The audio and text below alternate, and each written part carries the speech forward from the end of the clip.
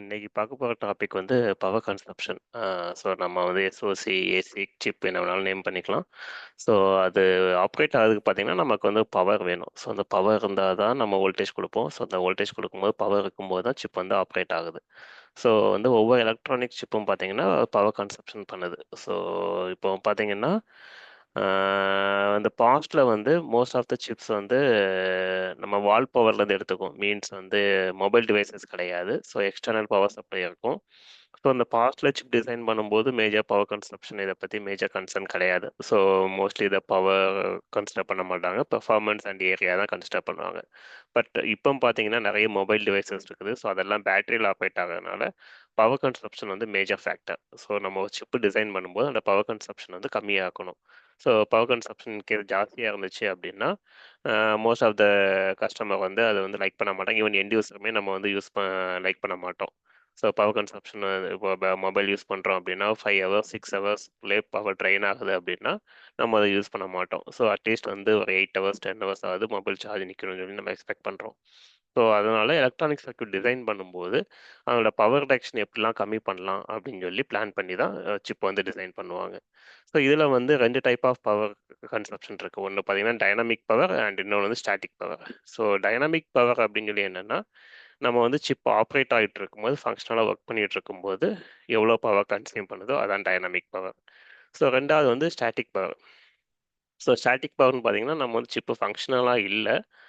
Some ideal பவர்ல ideal ஸ்டேட்ல இருக்கு. இப்போ மொபைல்ல வந்து நம்ம சும்மா யூஸ் பண்ணாம கீழ வச்சிருக்கோம் அப்படிங்கும்போது, நம்ம வந்து எந்த ஃபங்ஷனாலிட்டியும் யூஸ் பண்ணல. ஸோ அந்த மாரி டைம்ல எவ்வளோ பவர் கன்சியூம் பண்ணுதோ அதுதான் ஸ்டாட்டிக் பவர். ஸோ நம்ம சிப் டிசைன் பண்ணும்போது பார்த்தீங்கன்னா, both dynamic power and static power இந்த 2யும் எப்படி கம்மி பண்ணலாம் அப்படின்னு சொல்லி ஆர்க்கிடெக்சர் லெவல்லேருந்து டிசைன் பண்ணும்போதே பிளான் பண்ணி அந்த பவர் ரிடக்ஷன வந்து கம்மி பண்ணுவாங்க. ஸோ ஃபர்ஸ்ட்டு வந்து டைனமிக் பவர் பார்க்கலாம். டைனமிக் பவர் ஆல்ரெடி நான் சொன்ன மாரி சர்க்யூட் ஆப்பரேஷனலா இருக்கும்போது என்ன பவர் வந்து கன்சியூம் பண்ணுதோ, அதான் டைனமிக் பவர். ஸோ இந்த டைனமிக் பவர் எப்படி ரெடியூஸ் பண்ணலாம் அப்படின்னு பார்த்தா, கிளாக் கேட்டிங். ஸோ வந்து எல்லா சீக்வென்ஷியல் லாஜிக்கும் கிளாக் தேவைப்படுது. ஸோ இந்த கிளாக் பார்த்தீங்கன்னா, ஃப்ரீக்வென்ட்டா டாகுல் ஆயிட்டே இருக்கும். ஸோ கிளாக்கோட டாகுல் ரேட் வந்து யூசுவலா ஹையரா இருக்கும். ஏன்னா, இப்போ நம்ம யூஸ் பண்ற எலக்ட்ரானிக் டிவைஸ்லாம் ஹையர் ஃப்ரீக்வென்சில ஆப்பரேட் ஆகுது. ஹையர் த்ரூபுட்காக.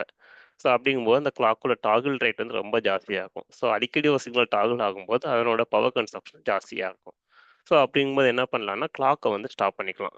வந்து நம்ம சர்க்யூட் வந்து ஷார்ட் டைம் நம்ம எதுவும் யூஸ் பண்ணல அப்படிங்கும்போது, அந்த ஃபங்ஷனாலிட்டிக்கு தேவையான கிளாக்க வந்து ஸ்டாப் பண்ணிக்கலாம். ஸோ அதில வந்து அதுதான் கிளாக் கீட்டிங் செல் அப்படின்னு சொல்லுவாங்க. இது ஒரு ஃபிளிப் ஃப்ளாப். இந்த ஃபிளிப் ஃப்ளாப்க்கு வந்து கிளாக் இன்புட்டா வருது. ஸோ அந்த கிளாக் இன்புட் என்ன பண்ணுவாங்கன்னா, ஒரு அன்கேட் இல்ல ஒரு கிளாக் கேட்டிங் செல். யூசுவலா இந்த கிளாக் கேட்டிங் செல் சிம்பிள் அன்கேட் வச்சு பண்ண மாட்டாங்க. ஏன்னா, அப்படி பண்ணும்போது கிளிச்சஸ் பாசிபிலிட்டி இருக்கும். ஸோ கிளாக்ல கிளிச் இருந்துச்சுன்னா அகைன் அந்த சர்க்யூட்ல வந்து ப்ராப்ளம் வரும். ஸோ அதனால வந்து மோஸ்ட்லி வந்து சிம்பிள் அன்கேட் வச்சுலாம் வந்து கிளாக் கேட்டிங் பண்ண மாட்டாங்க. பட் இது ஜஸ்ட் வந்து ஒரு ரெஃபரன்ஸ்க்காக நான் வந்து மென்ஷன் பண்ணியிருக்கேன். ஸோ கிளாக் கேட்டிங் செல்ல பார்த்தீங்கன்னா, அது கிளிச் ஃப்ரீயா இருக்கணும். ஸோ அந்த கிளாக் கேட்டிங் செல் வந்து ஒரு எனேபிள் சிக்னல் இருக்கும். அதுக்கு இன்புட் வந்து ஒரு கிளாக்கும் இருக்கும். ஃப்ளாப்க்கெல்லாம் கிளாக் இருக்கும். ஸோ நம்ம எப்போ எனேபிள் பண்ணணும், எப்போ டிசேபிள் பண்ணணும் அப்படிங்கிறது அந்த எனேபிள் சிக்னல வச்சு டிசைட் பண்ணிட்டு பண்ணுவாங்க.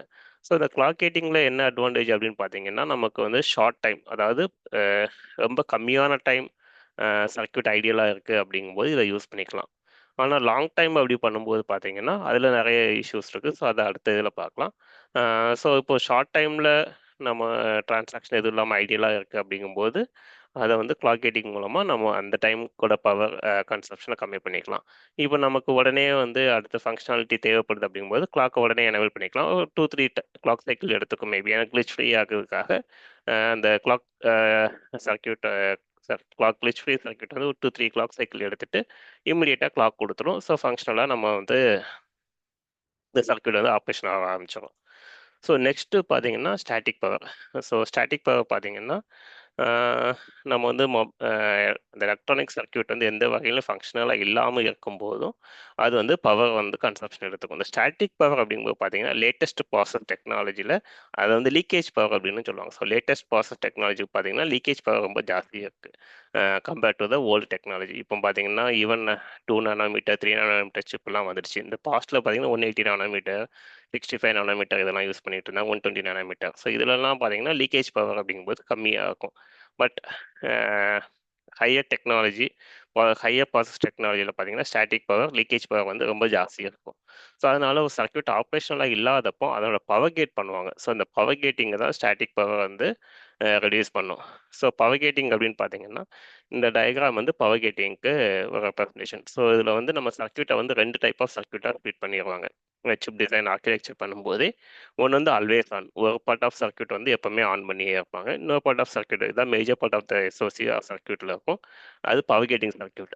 ஸோ, அந்த பவர் கேட்டிங் சர்க்யூட் என்னன்னா, அந்த ஃபங்ஷனலா இல்லாதப்போ அ அது வந்து பவர் கேட் பண்ணிருவாங்க. ஸோ, இப்போ எக்ஸாம்பிளுக்கு மொபைல் நம்ம யூஸ் பண்ணல. நம்ம சும்மா வச்சிருக்கோம் அப்படின்னா, அந்த பவர் மேனேஜ்மென்ட் சர்க்யூட் இருக்கும் ஒவ்வொரு எஸ்ஓஎஸ்லயும். அந்த பவர் மேனேஜ்மென்ட் மாடியூல் சர்க்யூட் வந்து என்ன பண்ணும்னா, செக் பண்ணிட்டே இருக்கும். ஓகே எவ்வளோ நேரமா மொபைல் ஐடியலா இருக்குன்னு சொல்லி பார்த்துட்டு, ஓகே 1/2 மணி நேரம் ஐடியலா இருக்கு. அடுத்து இந்த டிரான்சாக்ஷன் பண்ண போறதில்ல அப்படின்னு சொல்லி ஐடென்டிஃபை பண்ணிட்டு, அது என்ன பண்ணும்னா, எல்லா பவர் கேட்டிங் மாடியூல் எல்லாத்தையும் பவர் கேட் பண்ணிரும். ஸோ, பவர் கேட் பண்றதுக்கு முன்னாடி என்ன பண்ணணும் அப்படின்னா, இதில வந்து ஆல்வேஸ் ஆன் டொமைன் இருக்கு, பவர் கேட்டிங் டொமைன் இருக்கு. ஸோ, அதுக்கு நடுவுல பார்த்தீங்கன்னா, சிக்னல்ஸ் ப்ராபகேட் ஆகும். ஆல்வேஸ் ஆன்லேருந்து பவர் கேட்டிங் டொமைனுக்கு, பவர் கேட்டிங் டொமைன்லேருந்து ஆல்வேஸ் ஆன் டொமைனுக்கும் சிக்னல்ஸ் போயிட்டுருக்கும். ஸோ, அந்த சிக்னல வந்து ப்ராப்பரா வேல்யூல இருக்கணும். இப்போ எக்ஸாம்பிளுக்கு வந்து ஆல்வேஸ் ஆன்லேருந்து பவர் கேட்டிங் சிக்னல் போகுது. Signal okay. நமக்கு ப்ராப்ளம் இல்ல. ஏன்னா வந்து பவர் கேட் ஆகியிருக்குது. அதனால பிரச்சனை கிடையாது. அதே நேரத்துக்கு பவர் கேட் டொமைன்லேருந்து ஆல்வேஸ் ஆனுக்கு வர சிக்னல ப்ராப்பரா வேல்யூ இருக்கணும். அது வந்து பவர் கேட் ஆயிடுச்சுனால டோன்ட் கேர் ட்ரை பண்ணக்கூடாது. ஸோ, அதுக்கு ப்ராப்பரா பார்த்தீங்கன்னா, கிளாம்ப் அந்த மாதிரி செல்ஸ்லாம் இன்சர்ட் பண்ணி ப்ராப்பர் வேல்யூ ட்ரை பண்ணுவாங்க. ஸோ, அதுக்கப்புறம் இன்னொன்னு பார்த்தீங்கன்னா, டைனமிக் ஃப்ரீக்வன்சி ஸ்கேலிங் அந்த கான்செப்ட் ஒண்ணு இருக்குது. So, dynamic frequency and voltage scaling. So, இந்த 2ம் பார்த்தீங்கன்னா, நம்ம வந்து வோல்டேஜ் ஜாஸ்தியாக்கும்போது பவர் கன்சப்ஷன் ஜாஸ்தியாகும். அது மாரி ஃப்ரீக்வன்சி ஜாஸ்தியாக்கும்போதும் பவர் கன்சப்ஷன் ஜாஸ்தியாகும். இப்போ நம்ம ரன் பண்ற அப்ளிகேஷன் வந்து ஹை பெர்ஃபார்மன்ஸ் அப்ளிகேஷன் இல்ல. த்ரூபுட் கம்மியா இருந்தா போதும். அப்படிங்கிற கேஸ்ல என்ன பண்ணுவாங்கன்னா, அதோட ஃப்ரீக்வன்சிய கம்மி பண்ணிருவாங்க. ஸோ, அதே மாரி தான் வோல்டேஜ் ஸ்கேலிங். வோல்டேஜ் ஸ்கேலிங்லாம் பார்த்தீங்கன்னா, இப்போ ஈவன் நம்ம மொபைலோட பேட்டரி கம்மியாயிட்டே இருந்துச்சுன்னா, அதில பெர்ஃபார்மன்ஸ் ஸ்பீடுமே உங்களுக்கு பார்த்தீங்கன்னா கம்மியாகும். ஏன்னா, இதெல்லாம் பார்த்தீங்கன்னா, dynamic frequency scaling and voltage scaling கான்செப்ட்ல அதனோட வோல்டேஜ் அண்ட் ஃப்ரீக்வன்சிய கம்மி பண்ணிருவாங்க. ஸோ, அப்படிங்கும்போது அதோட பவர் கன்சப்ஷனும் கம்மியாகும். ஸோ, இதுதான் வந்து மேஜரா சிப்ப டிசைன் பண்ணும்போது பவர் கன்சப்ஷனுக்கு யோசிக்க வேண்டிய, பிளான் பண்ண வேண்டிய விஷயங்கள்.